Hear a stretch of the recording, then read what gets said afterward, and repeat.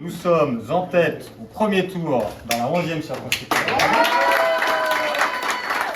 C'est l'un des deux candidats de la NUPES arrivé en tête au premier tour des élections législatives. William Martinet a obtenu 32% des suffrages dans la 11e circonscription des Yvelines.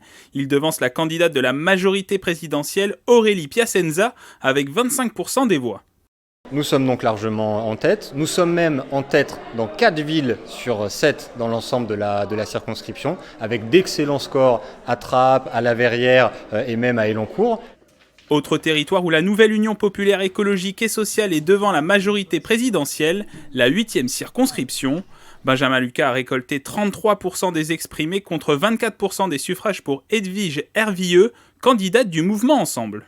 Il y a aujourd'hui une volonté de faire barrage à Emmanuel Macron, de ne pas subir une politique injuste et brutale, la retraite à 65 ans, la baisse continue du pouvoir d'achat, les prix qui augmentent et les salaires qui stagnent. Et puis de l'espoir parce que nous portons un projet de justice sociale, un projet pour le pouvoir d'achat, pour la dignité, pour le respect des citoyennes et des citoyens.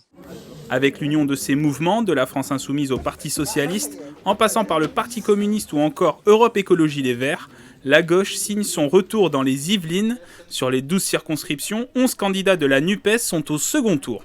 On annonçait la gauche il y a à peine 6 mois comme morte et en fait nous voilà au second tour dans 500 circonscriptions, y compris la nôtre ici, avec un score qui est dans la moyenne nationale, dans les 25%. On connaît la sociologie de notre circonscription, on sait que ça va être difficile, vu justement cette sociologie-là, mais si tous les abstentionnistes vont voter pour nous, on peut remporter cette circonscription. En relativisant par rapport à la participation, la gauche redevient une force politique de premier plan sur le territoire yvelinois. En 2017, aucun candidat de gauche n'avait réussi à accéder au second tour des élections législatives.